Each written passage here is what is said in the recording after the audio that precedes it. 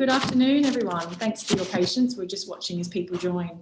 So I'm just going to stop sharing this screen so you can see my face. Hopefully that works okay. So a very big welcome and thank you to everyone for joining us. I'll kick things off with a short introduction and background to the webinar. I'm Angela Franks and run Fraser Jones in Australia. For those who don't know us, Fraser Jones is a dedicated and specialist recruitment agency in the HR and people space. We're a global business, but have teams locally here in Australia, in Sydney and Melbourne, and we service clients all over Australia and New Zealand. This session is focused on the future of work. We started out actually calling it the future of the workforce, but the conversations, as I'm sure you're all having, are much broader than that. In Sydney, it's a really mixed bag in terms of where we're at right now. Some people required to return to the office, some people opting to go back. And obviously with the news this week about businesses no longer obliged to allow their staff to work from home, this conversation is more timely than ever. But, you know, in Melbourne, it's a completely different set of circumstances. Now that cases are low, or almost zero, well, pretty much zero now, you know, what does that mean for Melbourne for this year and beyond? So, you know, that's just one little example of what one state has to do. So I guess this session was to give our HR community a broader but specialist view on the impact in terms of planning, legalities and the cost of offering a more flexible workforce.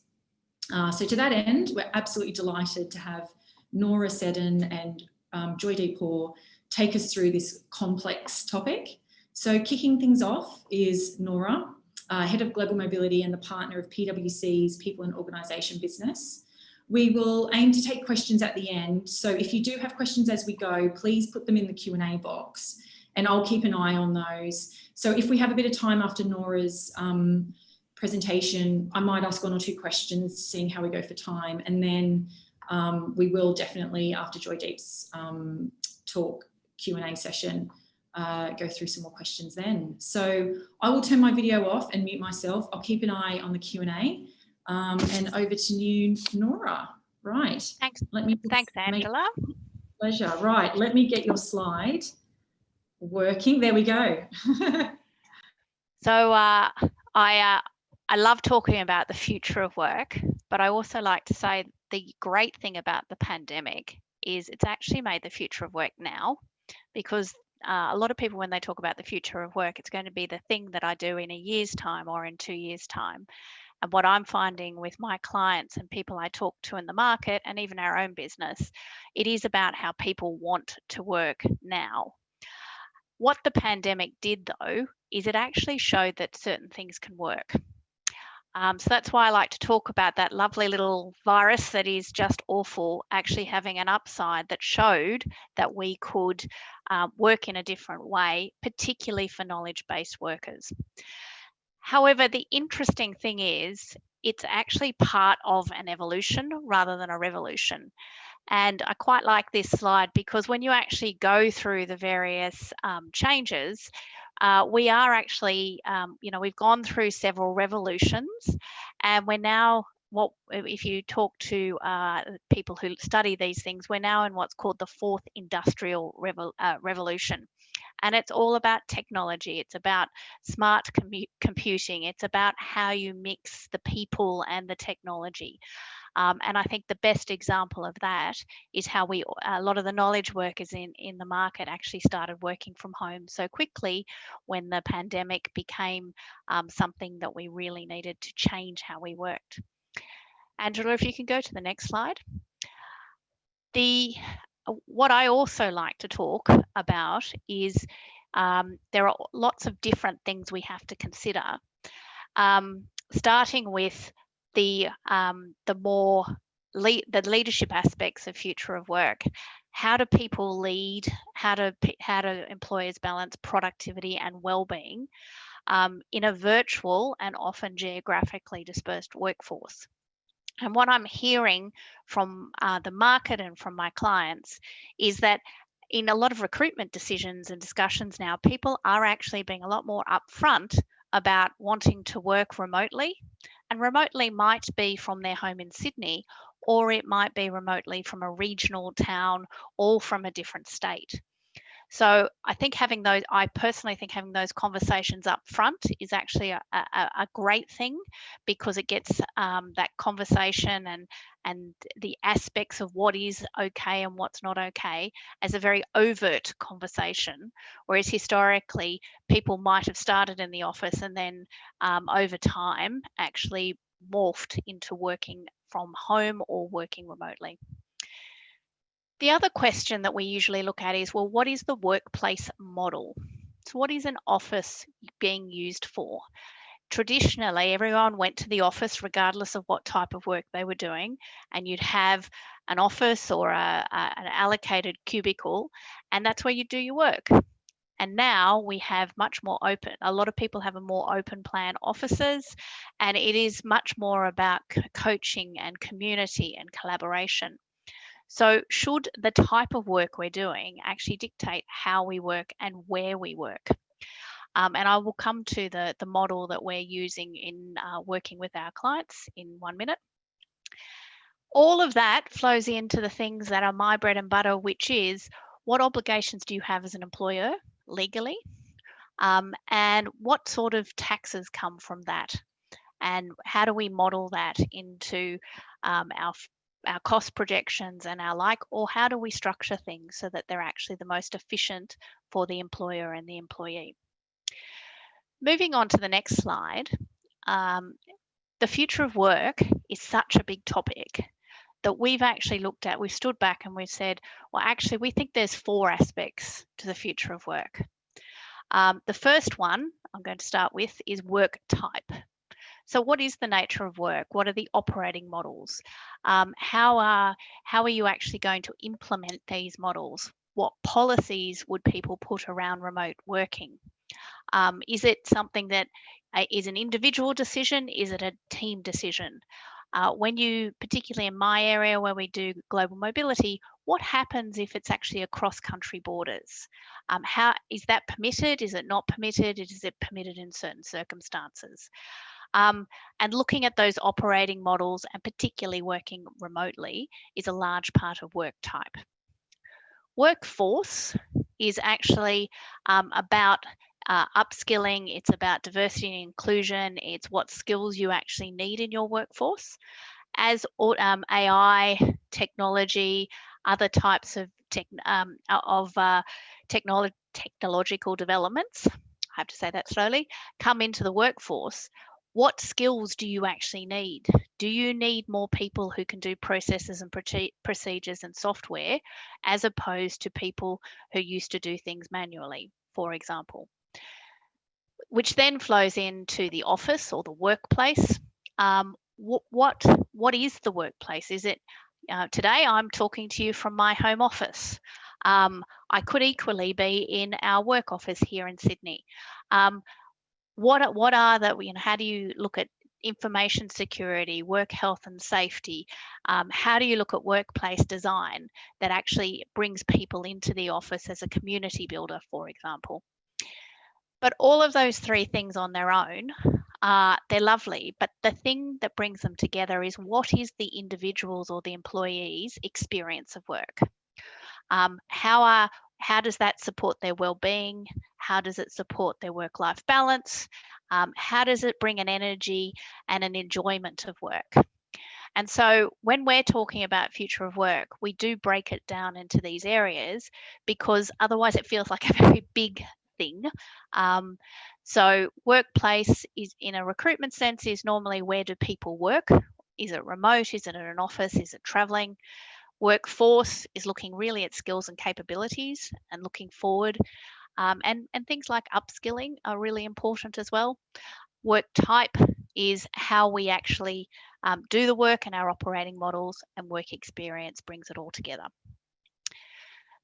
Drilling a little bit down into work type, which is the next slide, there are lots of different types of work types, and there is no one size fits all. The nurse who needs to come and take your temperature in hospital and look after you, and the doctor who needs to actually operate on you, does need to go into the hospital.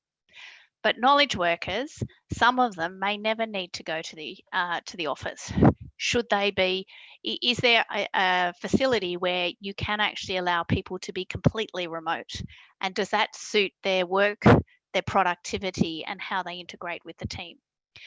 So in looking at all of these aspects, it is really interesting. And there's a couple of words missing on that. But in Australia, it's really interesting. 2 out of every 5 roles are part-time. So that's 40% of roles are part-time. Now that's a reflection of industry, but it's also a reflection of how things have evolved, wherein a lot of industries part-time is actually more acceptable. The investment piece there is Australia is actually investing 60 million into artificial intelligence. And if you actually look at that as a comparison to developed economies of Germany, US, and China, we are significantly behind in that AI. So is that a skill that we should actually be focusing on in Australia? And then the last piece is the industrial relations landscape. It's becoming increasingly complex with awards, with EBAs, with individual contracts. So managing that and making sure things are actually done as they need to be is actually becoming more complex rather than less. So the next slide, one of the things that often comes up, and one of the things that Angela and I wanted to focus on in this future of work, is remote working. Remote working basically means that people are working away from their core office. Now that could be someone who is working in Brisbane where their employer is in Sydney. And so considering the employment tax implications of that are actually quite important. Making sure you pay payroll tax at a starting point in the right state is very important, but also having some upfront conversations about if you need to come into the office and you've got to come from Brisbane to Sydney, who actually pays for that? Is that part of your salary? Is it something your employer pays for? Those sorts of things are actually really important because they can become very expensive very quickly. So to give you an example, if it's not structured properly, you might spend $100 on something, but the FBT on that is $92, and then you have to pay payroll tax on the whole $192. All of those things are able to be structured, but coming back to something I said earlier, having the conversation up front, making sure it's reflected appropriately in someone's employment agreement, and just having the open conversation will actually give that great work experience for the employee, but it will also allow the employer to manage costs. The other thing we're seeing a lot more of at the moment, particularly as a result of closed borders, is what we're calling stranded workers, where someone may have accepted a job in America, but because of logistics, cannot actually get there. So they might be doing the job for the American employer while sitting in Melbourne. There are examples also of where Australian employers have actually either had employees go overseas and can't come back, so Australian employees, or someone they need to employ is overseas as well. We call those stranded workers because often those arrangements are actually not by choice of the employer or the employee. So those sorts of arrangements, there are quite a lot of concessions around the world, particularly from, say, the ATO in Australia, to give those a concessionary impact because they are the result of a global pandemic and not a choice of the employer or the employee. And it's always worth having a conversation with an advisor about those concessions. That said, what it is showing people is that those cross-border arrangements can actually work. And so there are quite a few people who are saying, well, actually, I like being in Brisbane working for an employer overseas, or I like being in Perth working for someone in New Zealand. And now people coming proactively to their employer saying, well, I know I did this because of the global pandemic, but now I would like to make it permanent. And having some guidelines and procedures around that is actually really important, not only to manage expectations of that employee, but to make sure that everybody who does make the same request is treated fairly and equitably. The other thing that is a little bit of a sleeper at the moment is a lot of employers are providing their employees with benefits that they haven't provided before. And things like purchasing monitors and chairs and desks are fairly self-explanatory, and as long as they're structured properly, can actually be very tax effective for the employer and the employee. However, when you get to looking at some other benefits that people want to provide, maybe a contribution to power bills, for example, those things need to be looked at quite carefully to make sure that the cost doesn't actually outweigh the benefit to the employee. The final thing I'd say is I've focused on employment taxes, but one of the key things of people working across borders, or across international borders, I should say, rather than state borders, is actually the corporate tax implications. So if you ever have someone who wants to have that type of arrangement, getting corporate tax advice on what actually is applicable and how that would work is really important. There is no one size fits all answer to that question because it really does come down to the activities of the individual employee. So there's a lot of information there, and there's a lot of detail that I'm not touching on yet. But on the next slide, I just wanted to share 4 sources of information, 3 of which are free to anyone you just need to go on and register. Because they're good, they're fantastic information to look at. Someone wants to do something, what do I need to think about? The first one's tax summaries, and there's a lot in those tax summaries about the concessions due to the global pandemic for employers, employees, and corporates. The second is immigration. The rules around the world are changing on a daily basis. And so often one of the issues is, particularly in recruitment, is you want to offer a job to someone, but you're offering them today, not knowing when they'll get immigration clearance to come into Australia or to wherever they're supposed to go. And that link there is actually updated as quickly as possible whenever we know about any changes for immigration in Australia. The one in the bottom right-hand corner is Global Mobility Connect. This is actually a global publication. It comes out every 6 weeks, and it does look at the employer and employee issues that come across from working across international borders. Each of those 3 are free to use. You just need to register at that link. The final one is actually called the Global Employment Taxes Portal, and it is a fee-for-service it's a fee-for-service portal. It really looks at employer and employee and very, very detailed information on employment law, employment tax, and other matters for various countries around the world. That link there gives you a little bit of background, and it's actually something we developed mainly based on client feedback, where they needed general but detailed information in relation to sending clients around the world. So Angela, the main thing I'd probably take away from what I've gone through is it's a very complex area. I think it's a fantastic opportunity for us as a country and as a globe to really rethink about how we do work. But the one thing I'd say is having the conversation up front, doing some planning and understanding the tax and other implications of a new way of working or a new workplace will actually make a better experience for both employer and employee. Over to you, Angela.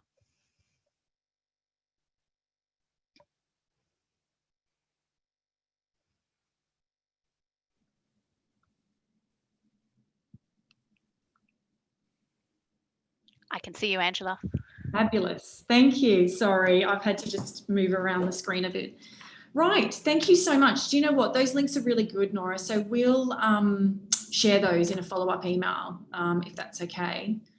We do have a couple of questions, but with the interest of time, and I think actually the questions might be something both you and Joydeep can answer. So I'll save those to the end.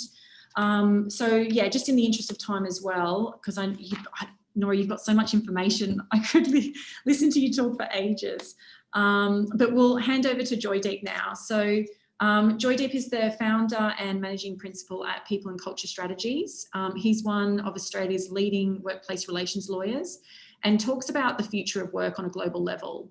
So Joydeep, I think we need your video to come on somehow. Yep. I've just been asked to start it. There you go. There we go. Thank you. So we're going to do sort of a Q&A style session. So I thought to kick off, I mean, it's very timely, the announcements yesterday from Gladys with her change to the obligation working from home. But so my first question was, you know, thinking about the rest of this year, but more so 2021 and beyond, what are the future considerations for, I guess, in organisations allowing but agreeing for their staff to, or employees to work from home? And what is a healthy balance of bringing people back into the office? Yeah, well, firstly, good afternoon, everyone. I'm just looking at the number of people and the very familiar names on the participant list. Wonderful to see, and hello to all of you who some of whom I know extremely well, going back many years. It's almost a bit like your whole career flashing before you when you see names like that. And thank you, Angela, for putting this event on.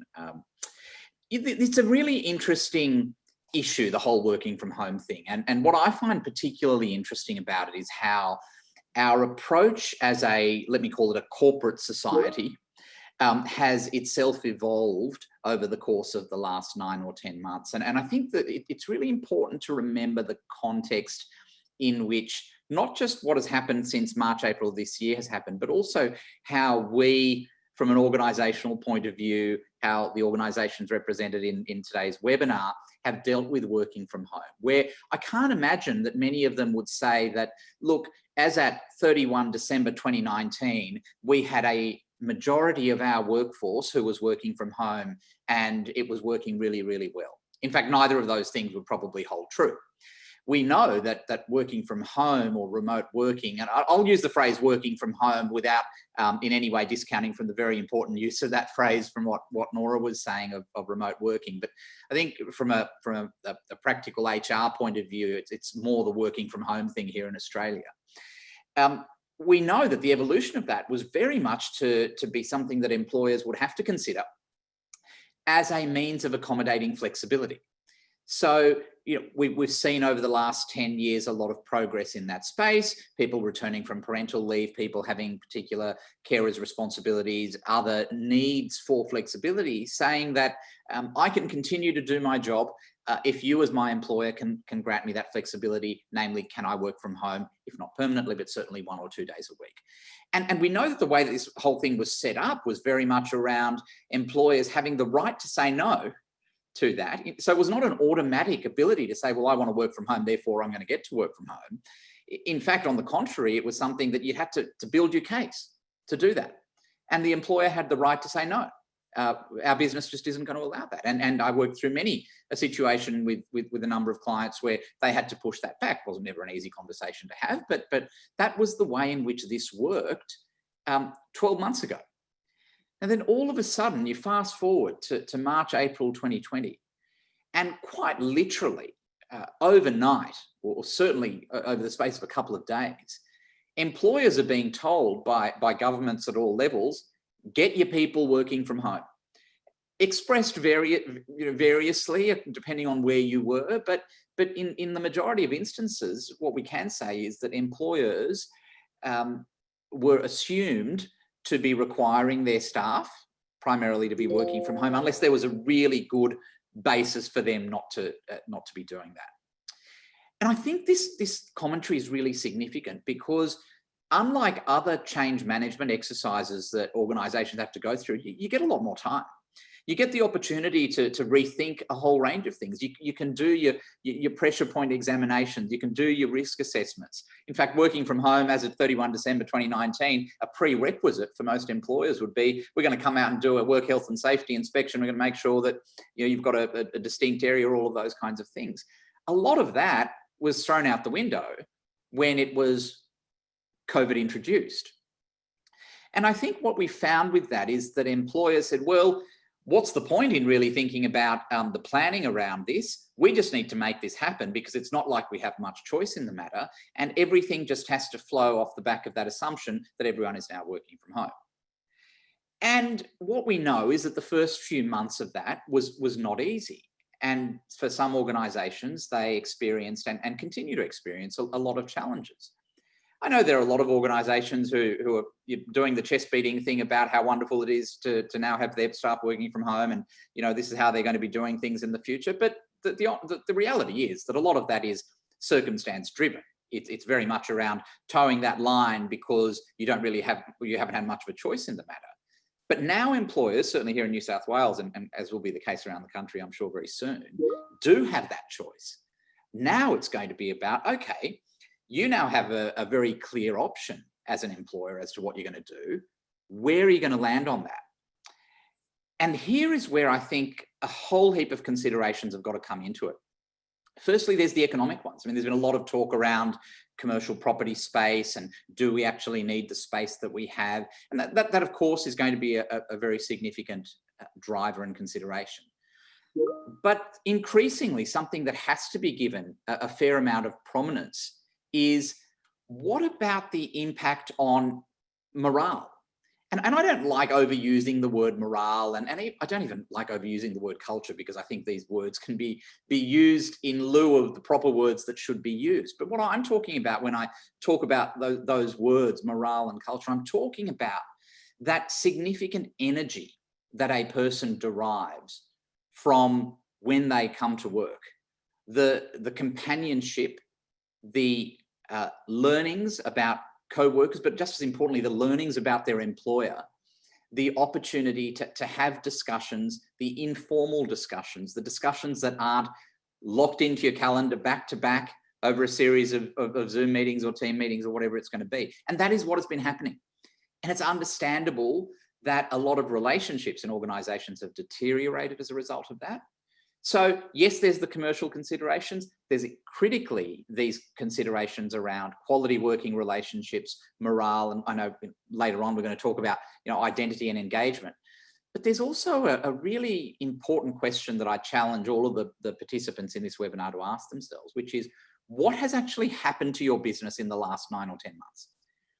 What are the metrics by which you are going to assess whether having your people working from home has been a hold neutral position, or have you gone forwards or have you gone backwards?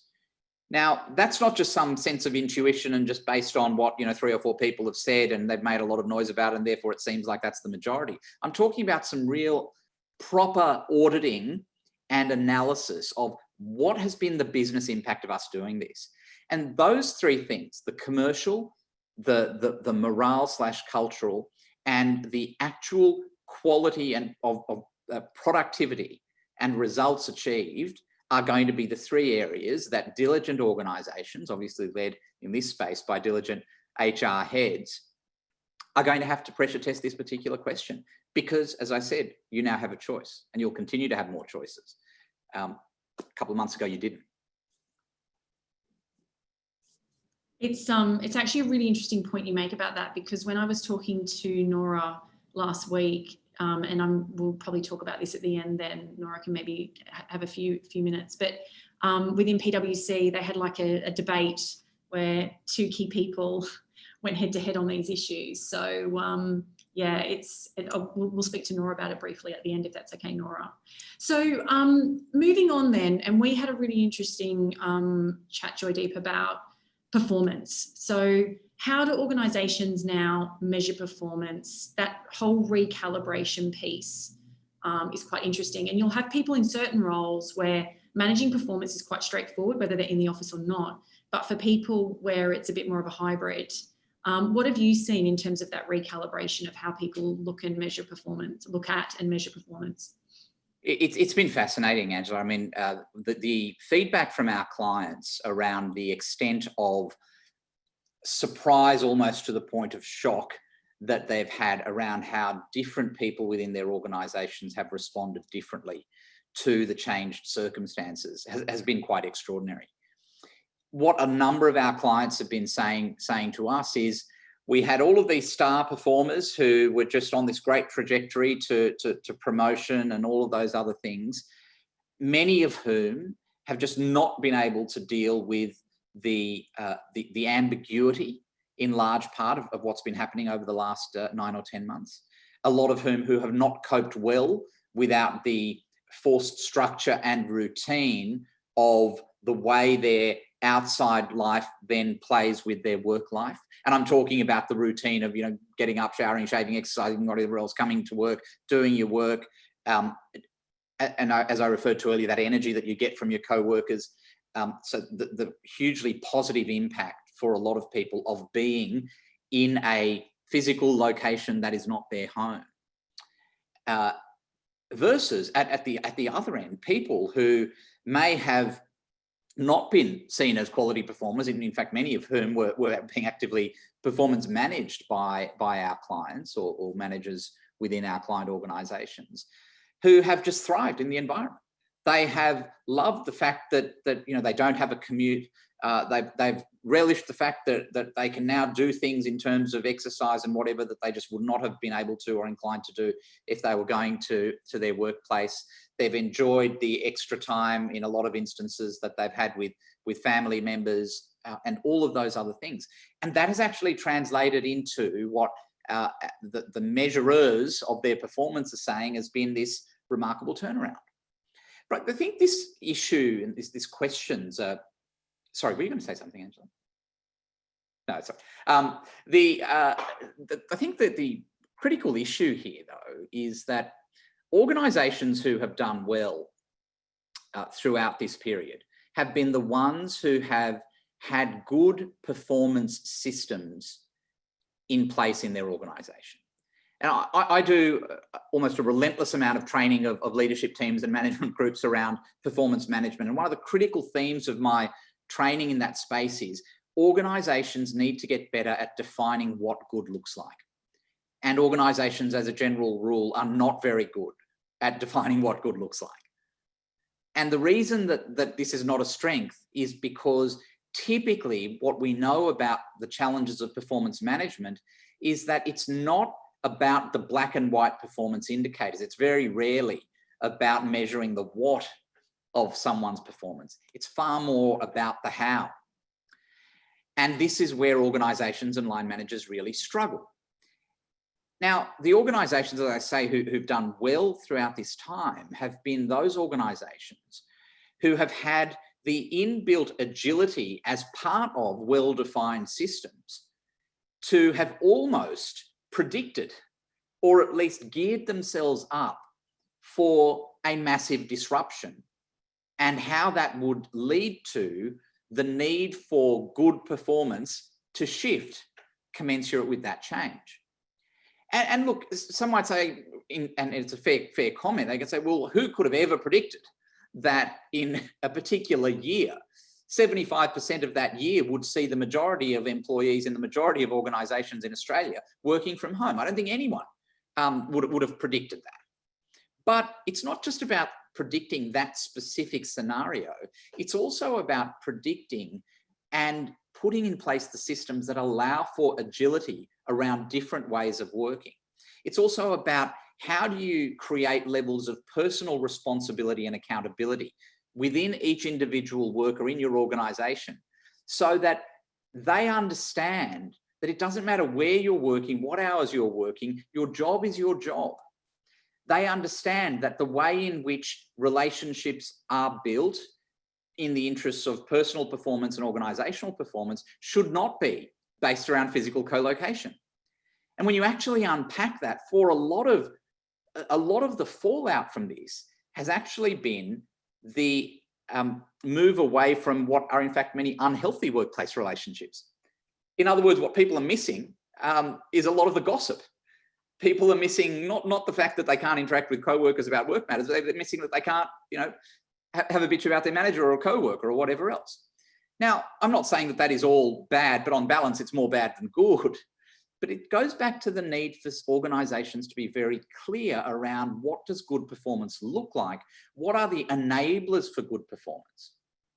And where this became very challenged, and I think continues to be challenged, is a lot of employees really pushing back on employers at the moment, and they have for several months in many instances, either around having to go back to the workplace or around what they claim to be or talk about as being an over excessive or over exuberant amount of surveillance by their employers or managers, and language being used such as, well, I'm obviously not trusted, or, well, don't you trust me if you feel the need to lock me into Zoom meetings on the hour every hour for 38 hours a week, or whatever it might be. These are all reflections. We can talk about these as cultural problems, but this is one of the reasons I don't like that word. These are problems of organisations not having the right systems and not having invested in that. So I think that the opportunity here for organisations is your performance metrics, the systems you have in place to enable good performance. Treat 2020 as a wake-up call for the kind of rigour you need to be investing to be getting the best out of your people. And it's never easy. If absent a pandemic, it's never easy. This year has highlighted that it's fraught with so many dangers and difficulties, and organisations need to learn from it. And I think what's really interesting, coming back to the whole performance piece and how people view it, is the AFR did a series recently. I think they called it like the reinventing and the reimagining of, and they had different topics, but the one on sort of business and HR, if you like, they had the new board member at Telstra, I think her name's Bridget, I can't remember her last name now. She said there was this issue with trust, and, the best way to trust someone is to just trust them, give them that opportunity. And I think that is a big issue as well, where, because you can't see people, there's that lack of trust in certain people's minds. But if you've got the performance systems in place, then that's kind of irrelevant. You know what good looks like, therefore trust is kind of irrelevant. So that would be really interesting to see how that plays out next year, with if leaders can change their mindset and actually give people the opportunity to perform, but just in a different way. Yeah, and on that point about trust, it's in this day and age, it almost sounds offensive to say things like, you shouldn't trust your employees or anything along those lines. However, I would encourage employers, and good employers, take trust out of the equation when it comes to the expectation that they are entitled to have when it comes to good performance from employees. That's got to be more about systems and structures. That doesn't mean that you are not empowering people. That does not mean that you are not allowing people to show individuality and whatever else. But you've got to create the systems around that and for that, rather than saying our solution to this issue is that we're just going to trust people. It doesn't work. And I know there's always going to be examples, and there's going to be someone who will probably put their hand up and say, no, we're a very trusting organisation. It's worked really well for us. And I'm sure it does. But as a general rule, it's better to have your systems and structures robust. And also, trust is a two-way street. It's not, so it's got to, and this actually comes to the point that we talked about was, what do you think we will see moving forward in terms of employee engagement and retention?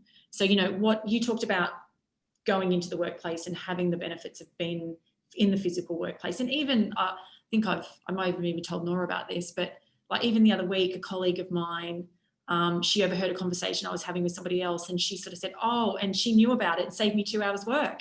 I mean, that kind of benefit, even from being in the office, is just another element. So there are lots to that. But yeah, we were talking about, Joydeep, the connection and identity. How do I identify with my workplace, and does that build a sense of loyalty as well? So yeah, what have you seen from that side coming through from the clients that you've been talking to this year from the employee engagement piece?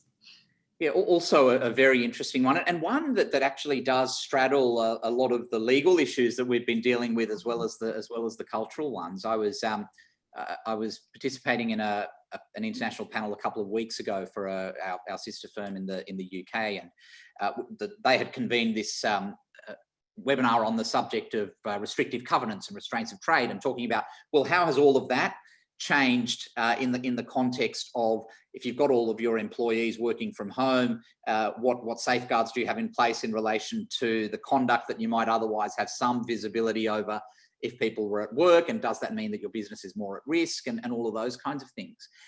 And I think we'll just park the legal issues for one moment, but the very live question for me moving into 2021 and fingers crossed, hopefully the resumption of something akin to normality, as if we define normality as being the pre-COVID world, that there's a live question around what does it mean for any individual to work for a company or an employer? What does that even mean anymore? Now, it's a really interesting question, isn't it? Because let's say that my sense of identity or connection with my employer is a multifaceted and multi-factor triggered relationship or sentiment that I have. You know, what are some of the factors? Well, it's longevity. You know, I've been there for a while. It's society. I know the people. It's remuneration and reward. It's that sense of, for some people, not necessarily all, but career progression. I'm going somewhere here. I've put, you know, some time in and I'm on a trajectory. So all of those things contribute to the sense of identity that any individual has with their workplace. And all of a sudden, what does that then look like post what's transpired this year? Well, I may not be physically going to that particular workplace. I'm having interactions that in the majority of instances are very forced. I may have different views about how productive or efficient or effective I am when I'm not working from the office or a primary place of work, but I know that I can work at least to a point and probably to some degree of effectiveness and efficacy without going into work. I'm still continuing to get paid. So really, I can be doing that for anyone. You know, what is the relevance of me saying that I work for BHP or CBA or whatever the organisation might be? Is it anything more than that's just the entity that pays me my wages or my salary? And it's a really important question, because I think that moving forward, a lot of employees will reflect, regardless of what their employers decide to do in terms of returning them to the workplace or some hybrid or whatever it is that they're going to do. A lot of employees are going to reflect, and the resentment of the last 9 months is going to start to kick in. Uncertainty doesn't typically translate into resentment while there is uncertainty lingering. And we know that for the first 4 or 5 months of this, there was huge uncertainty. And certainly in Victoria, there's been uncertainty until only far more recently. And we know from employee behaviour that uncertainty is not usually a trigger for resentment. Maybe towards politicians it might be, but not towards one's employer. But once you start getting back to that point of certainty, you then start thinking about a whole range of things. Did my employer handle that period as well as they could have? What's happened to my career? I didn't get my bonus. I didn't have my performance appraisal. I didn't have as good a Melbourne Cup celebration as I could have had. My relationships with my co-workers have become more perfunctory. They haven't evolved. And I've lost that sense of connection with my employer. So that loyalty that I may have had, recognizing, by the way, that we all know that while it's hard to say with statistical precision, but we know that there is far less loyalty that employees have towards employers across the board in 2020 than would have been the case 20, 30 years ago. And that's just going to get more and more frayed. So the challenge for employers is be aware that this is going to be a big problem. Expect a fair amount of turnover, expect a fair amount of challenge in relation to things, expect an increase in the amount of bullying claims that you're going to get. Expect that a lot of employees may well have been considering exit options, setting up competing business options, setting up their own business, doing a whole range of things. And employers are going to be quite shocked by this in the first quarter of 2021. And I wonder how many are actually ready for what's about to hit. Well, actually, that leads me into my sort of last question I had for you, which we hadn't really talked about, so I'll put you on the spot a little bit. What have you seen in the past 6 months that has shocked you because of COVID? Like, have you seen some things come across your desk that you just thought, wow, I could not have predicted this? Having been doing this for 24 years, there's very rarely anything that comes across my desk that shocks me. But I think to answer your question, Angela, the thing that has been reinforced to me, perhaps with, and it is in that realm of shock, was I was doing a mediation a couple of, probably about 2 months ago for an organisation between a manager and a team member. And it arose from the team member. There were a number of grievances that the team member had. The manager had concerns around the team member's performance. The team member had concerns around the manager's style. There was a lot of messy issues. But one of the things in the mediation that came out as a really huge bugbear for the employee was that both of these people were working from home. And the employee says to me, I don't know and I don't understand why the manager can't ring me before she video calls me on my phone or on my computer. And I said, oh, so are you talking about when she does that outside of hours? So she does that late at night? Said, no, I'm talking about when she's doing it during working hours. And I was a bit perplexed as to where this is coming from. And I sort of looked at the manager, and the manager sort of shrugs the shoulders and said, this is what I'm dealing with. And I said to the employee, but unless I'm mistaken, when you are in your workplace, you guys sit right next to each other. There's just a partition between you. I said, yeah. I said, so if your manager wanted to speak to you when you were at work, she wouldn't be sending you an email before she sought your permission to speak to you. She wouldn't even need to seek your permission. She'd just probably get up from a chair and start talking, wouldn't she? And the employee said, yes, but we're not at work. The employee said, I am in a shared household. There are 4 other people who are sitting around a big dining table. I have to get my earphones on, and it's not that easy. I don't understand why it's so hard for her to just send me a message before she calls. Now, look, I've probably portrayed that story in a bit of an anti-employee or anti-that particular employee way. I do understand from her perspective what she's talking about, but the fact that these kinds of issues are the subject of complaint, force an employer to have to do mediations at their expense, and causes all sorts of angst, is not only a sign of the problems of the last 9 or 12 months, but it's a sign of the times. And it's a sign that employers just facing and will continue to face so many more difficulties around things that their managers are in all likelihood would have thought was perfectly normal and perfectly understandable. How do you bridge that gap? And it's funny because we always say, I mean, even when you're phoning somebody or whether you're video calling them or not, you have a right to call them and they have a right not to answer. You know, that applies to family or whoever it is. So if you can't answer, you can't answer. You call back when you're free. So yeah, that's a really interesting mindset. So Norah, I might see, we might do some questions now. I'm just checking the time. We've got 10 minutes. So Norah, are you able to jump back in? Mel, I'm here, Angela. Oh, fabulous. Hello. Right. I'm just going to jump to the Q&A. Norah, do you have anything interesting to share about things that have surprised you over the past 6 to 9 months that you weren't expecting? I suppose mine, Joydeep, is a little bit different to yours, but I have actually been really surprised at the can-do attitude for things, and also a lot of the studies and surveys that are coming out that actually show it's not one size fits all, but there is an approach that you can take to actually make it better for everyone.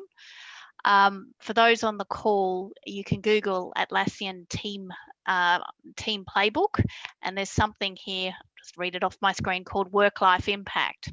And Joydeep, your example of someone in a shared house actually triggered that for me, because what it is it's a resource that Atlassian has developed out of their surveys of working from home and working remotely that they use for their teams to actually allow people to have a conversation to say, I'm in a share house, I have young children. And they find that actually by having those conversations, it becomes a much more can-do attitude and the team comes together. The other thing that I won't say surprised me, but I'm actually quite proud of, and Angela, you and I touched on this, we had in PwC, we're a big employer, we have to work out what our future of work looks like. And with our many thousand of employees, how do you actually design something that meets what they need? And Joydeep, you mentioned having the right structures and systems. We still have to have the right structures and systems.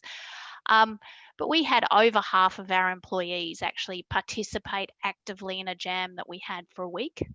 And we learnt a lot about what people wanted, what they didn't want, what they liked, what they didn't like. You mentioned earlier, Angela, we even had a couple of topics where we had two people. It was like being back at school and you had the debate where they had two very different views. And the two people actually had a debate online, and then people commented, and the data and the insight that we got out of that actually really surprised me. I was very proud of it that the teams actually took the time to do that. But the depth of thought and approach that people were putting into it has actually allowed us to inform our future of work plans as PwC. And next week, you can actually watch out, because in the market, because we're going to share some of our learnings from that, because we're a big employer and we're not just in an isolated chamber. Everyone's going through the same thing. So I'm super proud that our team who actually did that jam has actually decided to put thought leadership out there and actually share what we learned. So what surprised me most, Angela, is how wonderfully open people are to actually talking. And there are now tools and insights out in the market about what the options are. The one thing that I do keep coming back to, and you said it a couple of times, Joydeep, it can't be complete flexibility with no system or structure. It does need to have something around it, if only from a fairness and equity perspective. And I am a tax partner, but even just the compliance aspect, you do need to have frameworks. But if you actually start as a conversation, the frameworks can be developed so that things can actually be rolled out in a way that's really positive. So I'll go to the Q&A. Thanks for that, Norah.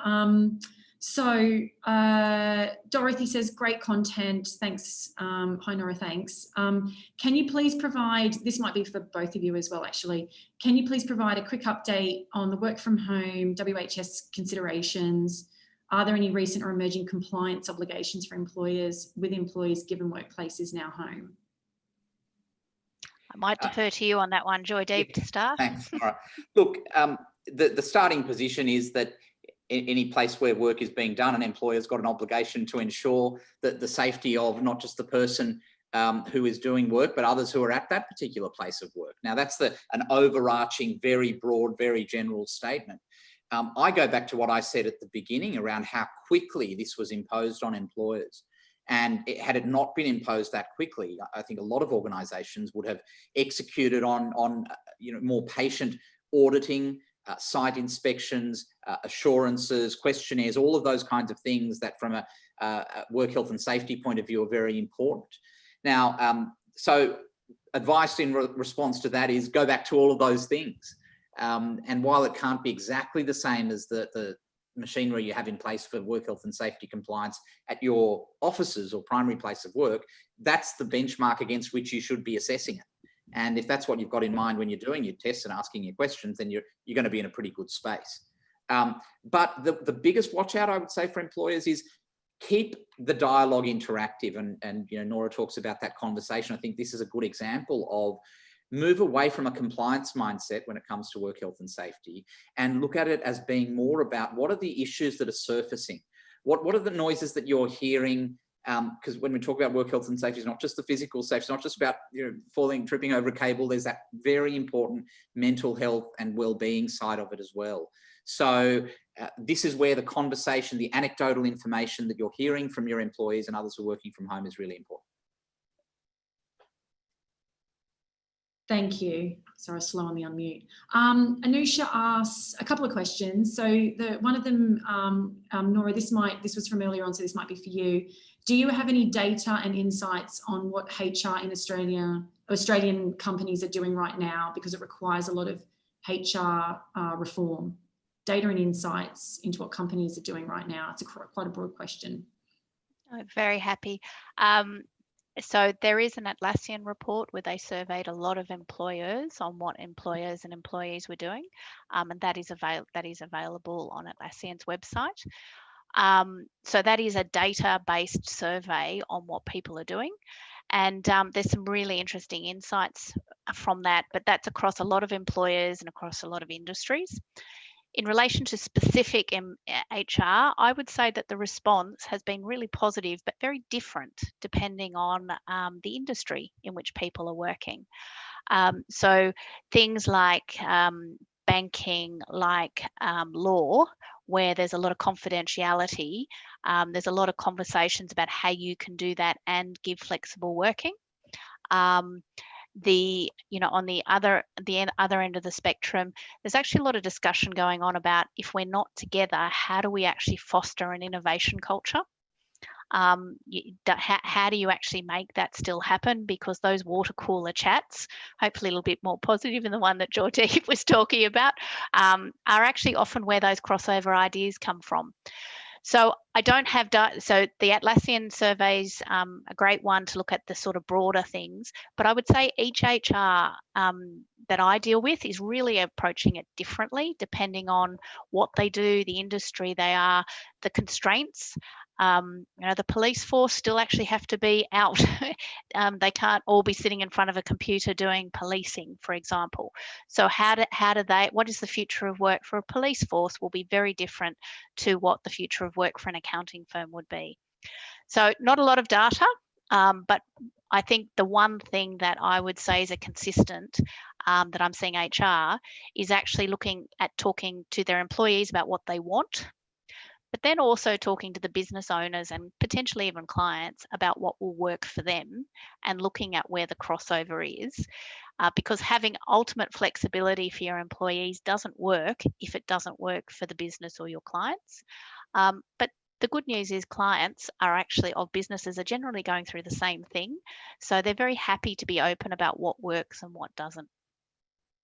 So, sorry, if I could just jump in there as well. We have literally just finished publishing a white paper. I'm not familiar with the Atlassian report. Ours was based on a survey. I think we had about 150 companies. We were looking at a range of things from impact of JobKeeper to performance management changes, working from home, the 10 separate topics. That's going to be published on our website throughout the course of next week. If anyone, I'm happy to put people on a mailing list if they want to, through yourself, Angela, get a copy of that email to them as well. Yeah, that's great, actually, because we are recording the session, Joydeep, when the recording's ready to go, I can add the link to your site at the same time, so because that will probably be about a week. Yeah, great. So that's perfect. Right, I know we're running short on time, so we're actually on time, but I've got two more quick questions. So the second one from Anusha was, I think this is back to you, Norah. It's about multiple jobs. So these arrangements can lead to employers looking for multiple jobs as the mechanisms to monitor are limited. What's HR's policy making on such? I'm not sure, Anusha. Is this about employees having multiple jobs? Just to clarify. Yeah, that's actually, yes, she says yes. Yes. Look, that's been around for a long time. Even a person who has a full-time job and then they get something in the gig economy at night, you've always had that interesting, sort of opportunity for the employee, but potentially a risk for the employer. My only comment on that one is generally actually looking at what's permissible for your organisation and documenting that so it's publicly available. But there's always exceptions, and actually recording exceptions and having a policy, and maybe even if it's a regular exception, it goes into the policy, would be what I would say I see around that. I don't see a lot of policies around that, but I do think we're moving away from the you can only have one job, mainly because of all these gig economy options that people have now. Thanks, Norah. Norah and Joydeep, do we have time for one question or do you have to run off? No, I'm okay. Yep. Great. Okay, last one. Has anyone seen, this is from Kim, has anyone seen any tricky workers' comp claims as a result of working from home, i.e. the home office not set up, people are not reimbursed to set up their home office properly? Before you guys answer, I was talking to somebody. We have a WHSE division, and we were having a chat about it a couple of weeks ago, where somebody had claimed for something ridiculous, and then that claim didn't go through because there wasn't enough things in place to prove that it happened. So then the person created that situation and then was successful in her claim. And I think we've seen that if people are going to claim, whether they're in the office or at home, those situations you can't avoid. But it'd be interesting to see if there's been any sort of genuine mishaps when it comes to workers' comp and working from home. I'll defer to Joydeep on that one, Angela. Thanks. Look, the thing about workers' comp claims is that you, unlike unfair dismissal claims where you can read about them on the Fair Work Commission site and you tend to have better visibility around those, the claims that are dealt with by insurers and often accepted and whatever, you don't get a lot of the insight in terms of some of those ones. But I think the more relevant issue is around, and Norah touched on this, was this whole kind of what is an employer going to have to pay for, and what's the legitimate ask by an employee when it comes to these things. I know one of my clients has been grappling with the issue of they want to be directing people, even if they can come back to the workplace, to be working from home, and then the question of, well, if that is a direction as opposed to an accommodation, then that's a very different proposition in terms of what the employer is potentially liable to have to pay. So just be careful if you've got senior people within your business who are wanting to kind of have their cake and eat it too when it comes to saving both on the rent costs and also on the technology costs, by not thinking fairly and sensibly and perhaps even legally in relation to what costs they might have to bear. Thanks for that. Well, I think we're out of time. We do have another question come through from Xanthi, but I think we better let everybody get back to their day. So yeah, thank you so much to both of you. What a wonderful session. I hope that people feel a little bit more informed going into these types of conversations. It seems that there's no right or wrong answers for each business. You've got to take it on its merit. And that structure of having how to measure things, having that structure in place is, sounds like the key issue here for most organisations. So yeah, thank you so much again. Enjoy the rest of your day, and we'll get the recording and those links out ASAP. Thanks, everyone. Bye, Angela.